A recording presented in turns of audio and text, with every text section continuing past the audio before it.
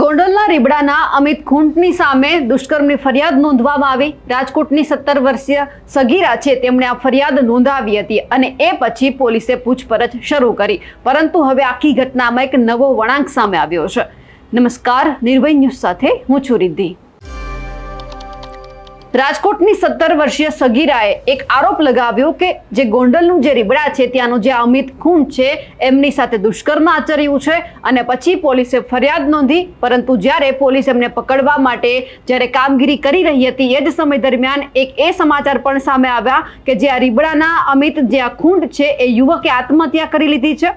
જે આ સગીરા છે 17 વર્ષીય સગીરા, તેમણે અમિત ખૂંટ નામનો જે યુવાન છે તેમની સામે દુષ્કર્મની ફરિયાદના જે આક્ષેપ કર્યા હતા એ પછી પોલીસે પૂછપરછ શરૂ કરી હતી। યાજ્ઞિક રોડ ઉપર કેફી પીણું પીવડાવીને ગોંડલ રોડ ઉપર અવાવરું સ્થળે લઈ જઈને દુષ્કર્મ ગુજાર્યો હોવાના પણ આક્ષેપ હતા। પણ જ્યારે પોલીસ આ સગીરાની ફરિયાદ લઈ ગુનો નોંધી અને તપાસના ચક્રો ગતિમાન કર્યા, હવે જ્યારે પોલીસ છે તે આરોપી સુધી પહોંચે, દુષ્કર્મી સુધી પહોંચે એ પહેલા જ અમિત ખૂંટ છે તેમણે પોતાની વાડીએ જ ગળા ફાંસો ખાઈ લીધો છે। પોલીસે ઘટના સ્થળે પહોંચીને તપાસ પણ શરૂ કરી છે।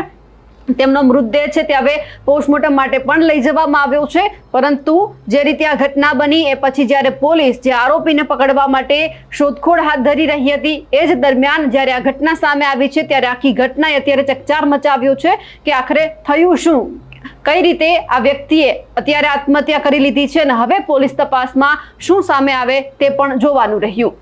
અમારા અહેવાલને લઈને આપનું શું કહેવું છે કમેન્ટ કરીને ચોક્કસથી જણાવજો। સાથે જ અમારી નિર્ભય ન્યૂઝ ચેનલને લાઇક, શેર અને સબસ્ક્રાઇબ કરવાનું ભૂલશો નહીં। નમસ્કાર।